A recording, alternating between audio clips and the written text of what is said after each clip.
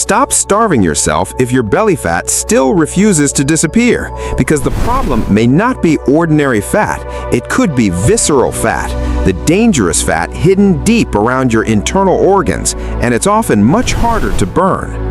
What's even more surprising is the more aggressively you starve yourself, the more your body may try to hold on to this fat. So what is actually happening inside the body, and why do so many people struggle to lose belly fat even when they barely eat anything? In this video, you'll discover the possible reasons why and a smarter strategy that may help your body burn visceral fat more effectively. So make sure you watch until the end, because there's one important habit many people ignore that may have a major impact on visceral fat burning. And before we continue, let me know in the comments, have you ever felt like you were eating very little but your belly fat still wouldn't go away? And don't forget to subscribe, because on this channel we explore health and metabolism topics in a simple and easy to understand way. Many people believe the less you eat, the faster fat disappears. And in the beginning, that can actually seem true. You start eating fewer calories, the number on the scale begins dropping, your stomach feels less bloated, and the body may even feel lighter for a while.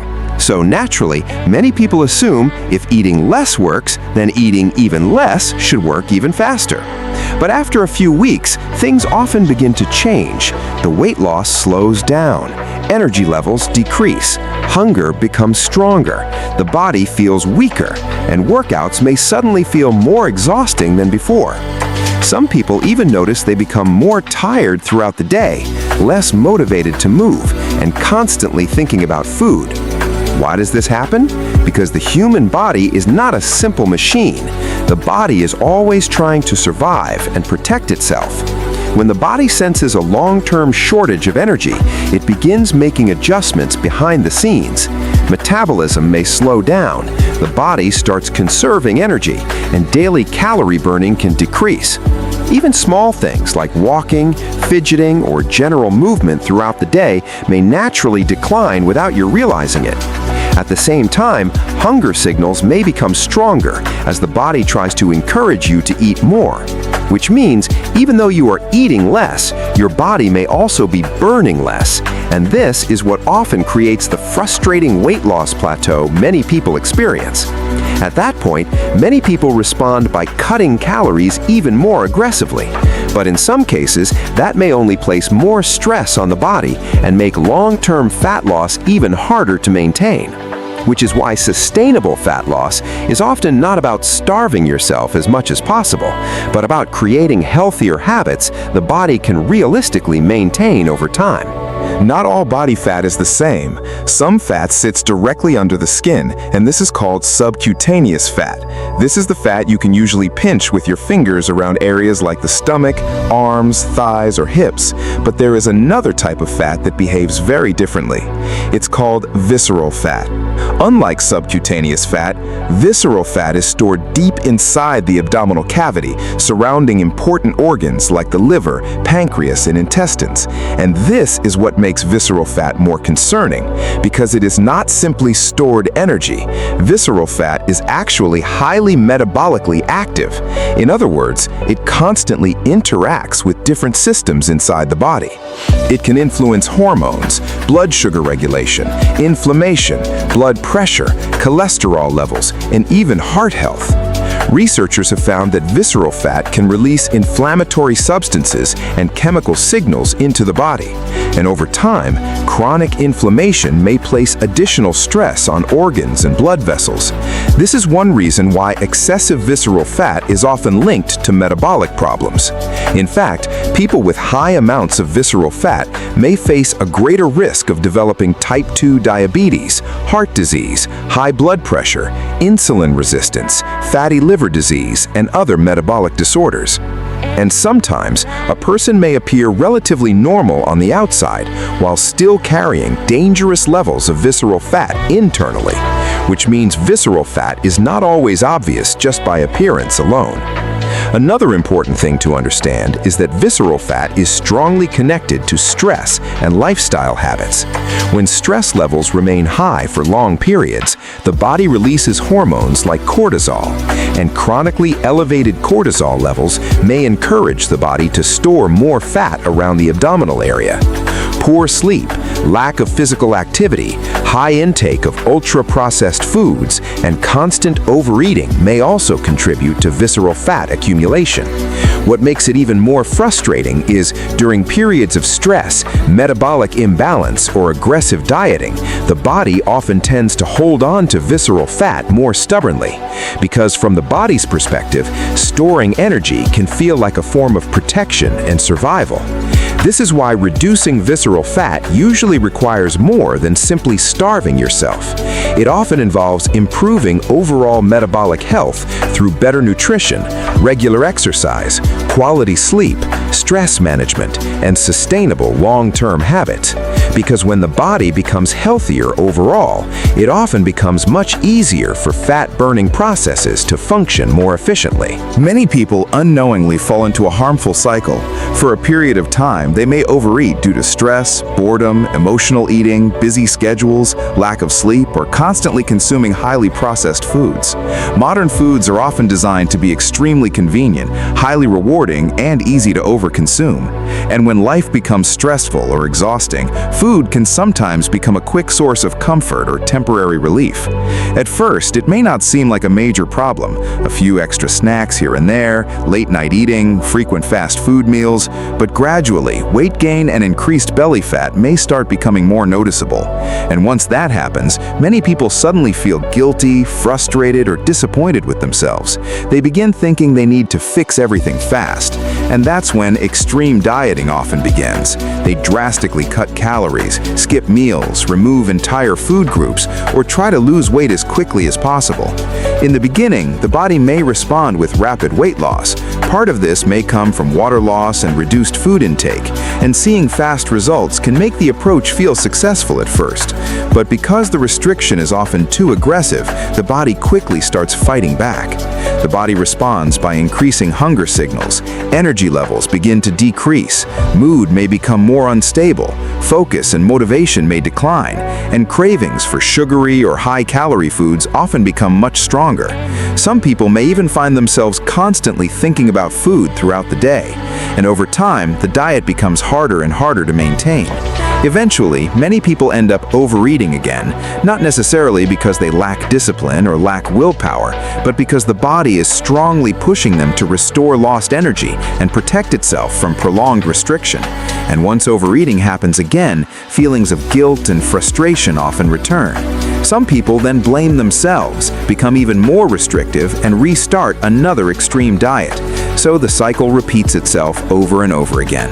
Over time, this repeated pattern of overeating followed by extreme restriction may disrupt insulin sensitivity, appetite regulation, stress hormones, and the body's overall energy balance.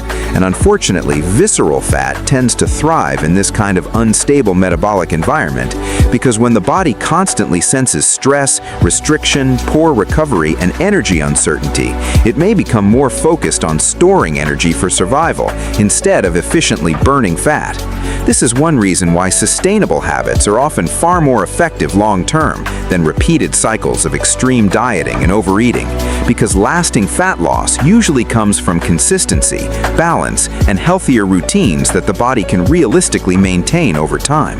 One important hormone in this discussion is insulin. Insulin is a hormone produced by the pancreas, and its main job is to help regulate blood sugar levels. When you eat carbohydrates or sugary foods, blood sugar rises. In response, the body releases insulin to help move that sugar from the bloodstream into the cells, where it can be used for energy. Under normal conditions, this is a completely natural and important process, but problems can begin when insulin levels stay elevated too often for long periods of time. And this commonly happens in modern eating patterns filled with ultra-processed foods, sugary drinks, excessive sugar intake, frequent fast food meals, and constant snacking throughout the day. Many of these foods digest very quickly, causing repeated spikes in blood sugar and insulin. Over time, the body may start becoming less sensitive to insulin. This condition is commonly known as insulin resistance. When this happens, the body may need to produce even more insulin just to keep blood sugar under control. And unfortunately, chronically high insulin levels may encourage the body to store more fat, especially around the abdominal area. At the same time, it may become harder for the body to efficiently access stored fat for energy, which means fat-burning processes may become less efficient over time. Some people may also notice increased hunger, stronger cravings for sugary foods, energy crashes after meals, difficulty losing belly fat, or constant fatigue throughout the day. And because visceral fat itself can also contribute to inflammation and metabolic dysfunction, a cycle may begin where insulin resistance and visceral fat continue reinforcing each other. This is one reason why many experts today focus not only on calories, but also on improving overall metabolic health, because two diets with the exact same calories may affect the body very differently depending on food quality. For example, a diet built around whole foods, fiber-rich vegetables, healthy protein sources, healthy fats, and minimally processed carbohydrates may support more stable blood sugar and insulin levels, while a diet dominated by highly processed foods and sugary drinks may place much greater stress on the body's metabolic system. This is also why factors like sleep quality, physical activity, stress management, and muscle mass can all play important roles in improving insulin sensitivity over time, because sustainable fat loss is often not just about eating less food, but about helping the body function more efficiently and maintain healthier metabolic balance overall. So, what's the smarter approach? Not punishing the body through extreme starvation, not forcing yourself to survive on the smallest amount of food possible, but instead helping the body create healthier and more stable metabolic conditions over time. Because in many cases, the body responds much better to consistency and balance than to extreme restriction. Some commonly recommended strategies include eating enough protein, consuming more whole foods and fiber, reducing ultra-processed foods, getting enough sleep, managing stress, staying physically active, and maintaining a moderate calorie deficit instead of an extreme one. Protein is especially important because it may help support muscle mass and increase feelings of fullness, and maintaining muscle is important for overall metabolism and long-term fat burning. Meanwhile, fiber-rich foods like vegetables, fruits, legumes, and whole grains may help improve fullness and support more stable blood sugar levels throughout the day. Reducing ultra-processed foods can also make a big difference because many highly processed foods are designed to be extremely easy to overconsume, while often providing less nutritional value and weaker satiety. Sleep also plays a major role. When sleep quality is poor, hunger hormones and stress hormones may become more disrupted, which can increase cravings and make fat loss more difficult. Stress management matters too. Chronic stress may increase cortisol levels, and elevated cortisol has been associated with increased abdominal fat storage in some people. This is why healthy fat loss is often about improving the overall environment inside the body, not simply forcing calories lower and lower, because when the body feels more stable, fat burning often becomes more efficient. Energy levels may improve, cravings may become easier to control, and healthy habits usually become more sustainable. And most importantly, this approach is far easier to maintain long-term, because lasting results usually come from habits you can realistically continue for months and years, not from short periods of extreme suffering. Now let's talk about exercise. Many people believe the only way to burn fat is by doing endless hours of cardio, so they spend long periods running on treadmills, doing excessive cardio every single day, or trying to sweat off belly fat through sheer exhaustion. And while cardio can absolutely help improve health and support calorie burning, research suggests that exercise does not always need to be extremely long to be effective. In fact, one form of exercise that has gained a lot of attention for visceral fat reduction is high-intensity interval training, also known as HIIT. HIIT involves short bursts of intense activity followed by short recovery periods. For example, sprinting for 20 seconds, then walking for 40 seconds, repeated multiple times, or cycling intensely for a short period followed by slower recovery intervals. The goal is to alternate between high effort and recovery, and because HIIT pushes the body at higher intensity levels, it may help the body use energy more efficiently in a shorter amount of time. Research suggests this type of training may help improve insulin sensitivity, calorie burning, cardiovascular fitness, endurance, and overall metabolism. Some studies also suggest HIIT may be particularly effective for helping reduce visceral fat around the abdominal area. One possible reason is that intense exercise places higher energy demands on the body while also improving metabolic health over time. Another benefit is that HIIT workouts are often shorter than traditional long cardio sessions, which may make them easier for some people to fit into busy schedules. But it's also important to understand that more exercise is not always better. Excessive exercise without proper recovery may increase stress and fatigue, especially when combined with poor sleep or extreme dieting. This is why balance is important. And in addition to cardio and HIIT, strength training is also extremely important because building and maintaining muscle mass may help the body burn more energy overall, even while resting.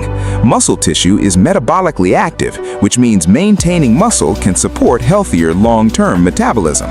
Strength training may also help improve body composition, insulin sensitivity, mobility, posture, and overall physical function. And contrary to popular belief, lifting weights does not automatically make most people too bulky. In reality, for many individuals, it simply helps create a stronger and healthier body, which means the best long-term strategy is usually not relying on only one form of exercise. Instead, a balanced combination of strength training, cardio, regular movement, quality sleep, stress management, and healthy nutrition is often far more effective and sustainable for reducing visceral fat and improving overall health long-term. So, what can we learn from all of this? Visceral fat is not just about appearance. It is closely connected to metabolism, stress, sleep, hormones, and overall lifestyle. And in many cases, starving yourself may actually make fat loss harder instead of easier. Because healthy fat loss is usually not about eating as little as possible, but about helping your body work better over time. So, if you want to lose stubborn belly fat, focus on small, healthy habits you can stay consistent with. Things like better sleep, healthier food choices, regular movement, and stress management. Because small habits repeated consistently often work better than extreme diets. And now, I want to hear from you. What has been the hardest part of losing belly fat for you? Let me know in the comments below. And if you found this video helpful, don't forget to like, subscribe, and turn on notifications for more health videos. Thanks for watching, and remember, the smartest way to burn fat is not by punishing your body, but by working with it instead.